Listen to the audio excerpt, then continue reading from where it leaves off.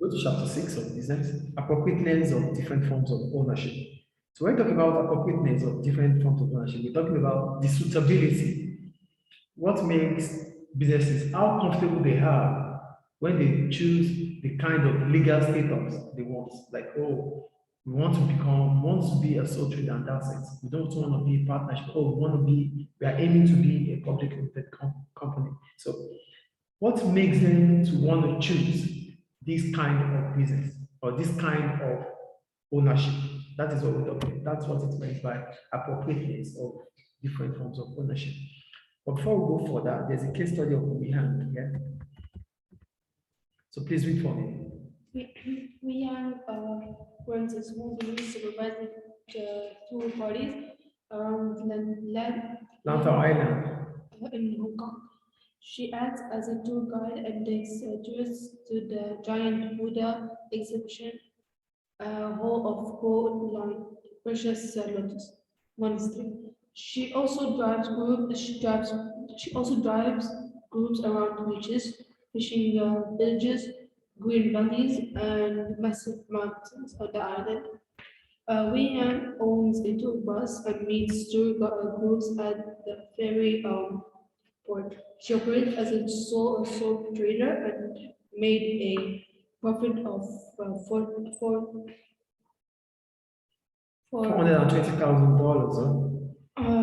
In 2016. Weihan is happy with her current business situation and does not want to expand. She enjoys meeting new people every day, working as a sole trader. She is making sufficient Profit to fund a comfortable lifestyle. When you say you are making a sufficient fund, a sufficient profit to fund a comfortable lifestyle, it means you are profit satisficing. We call it profit satisficing. Continue, please. As long as she can maintain her current market share, she is happy with her business. She does not want to take on the extra responsibility that growing the business might bring. And check the second case study. Shangri-La Hotels.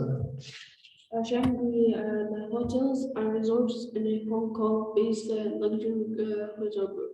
The first hotel opened in 1971 and Shangri-La now operates over 98 hotels across Europe, Asia, China, North America, and Australia.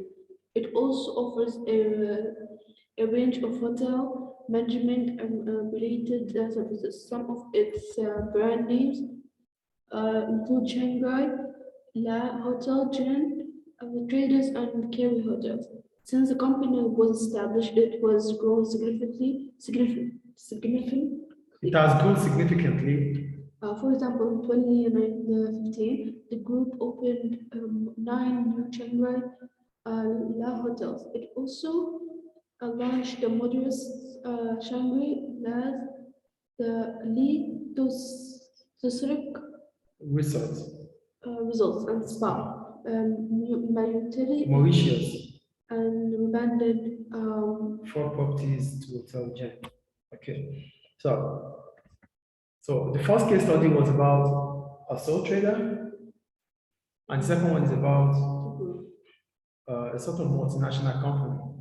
So let's see what the question is about. So Wu Yang is happy operating as a sole trader. So just 2 reasons why she might be happy. Remember, she said she's happy, she wants independence, she likes independence, according to the case study. Are you with me, please? So one of the reasons why she's happy operating as a sole trader is that she likes independence. She likes independence that comes with being a sole trader. That was the first reason. Number 2, she doesn't need to raise more capital as a sole trader. She doesn't have to, she doesn't have the intention to expand. She said she likes the business as it is right now, in as much as it can fund her lifestyle. So she doesn't want the business to expand. So if you don't want your business to expand, that means you don't need to raise additional capital. So those are the 2 reasons why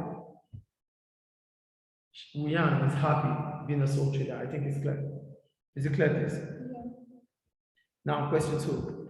Why could Shangri-La not realistically operate as a sole trader? It cannot operate as a sole trader because it's a multinational company, number 1. And 2, the kind of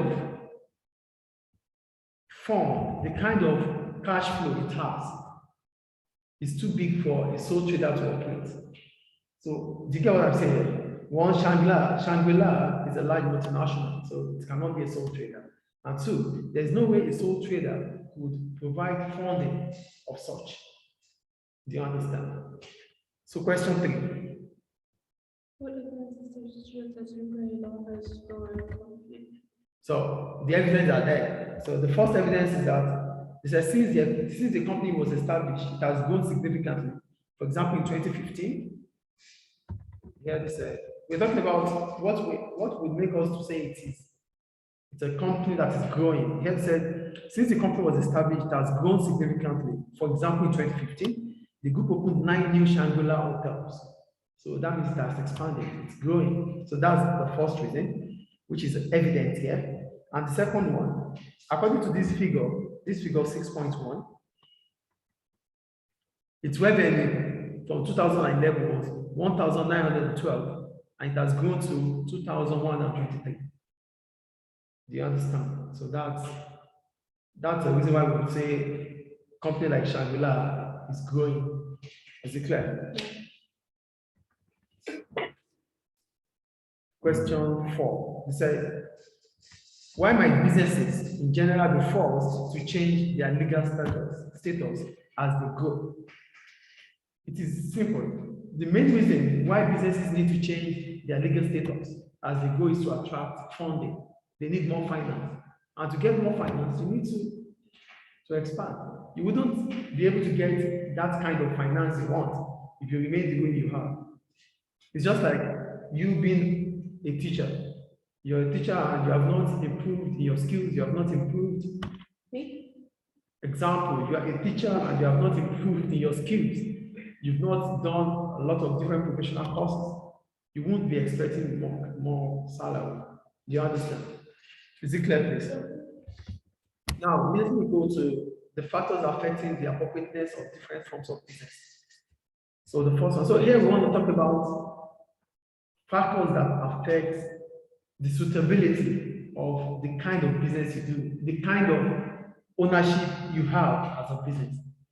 Why would you want to continue to be a sole trader? Why do you aim to become a partnership? Why do you aim to become a private limited company? What are those factors that would warrant your status in terms of ownership? First one is growth. For growth, I wrote, many businesses start small and gradually become bigger. As a result, they change their legal status. So growth is inevitable. So because they want to grow, as a result of that, it's important for them to feel comfortable. They need to change their legal status. So if you're thinking of growth as a sole trader, then you should think of becoming a partnership. That is growth. Do you understand growth there? The second one, size. When you talk about size, I wrote, how effective a business is run depends on the size. Having a large number of employees shouldn't be what the sole trader or partnership should try to get involved in. If we're talking about size will come with the number of employees you have. As a sole trader, you shouldn't be thinking about having over 200 workers. Where do you want to put there? A sole trader. So the kind of job, the size of your business will determine the kind of workers you have. Do you understand what I'm saying here? I wrote, having a large number of employees shouldn't be what a sole trader or partnership should try to get involved in. No. Just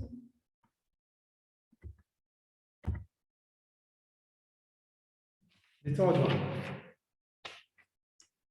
The type of business activity. So here I wrote, the kind of business that the company operates may be influenced by the choice of its legal status. For example, plumbing, decorating, fashion designing tend to be provided by sole traders. This kind of business, the kind of business activity you involve yourself in will determine the kind of legal status you have. You can't be a barber thinking of being a private limited company, it will be provided by a sole trader. You can't be a plumber thinking of having a private limited company or a public limited company. These are services that can be provided by sole trader. The next one.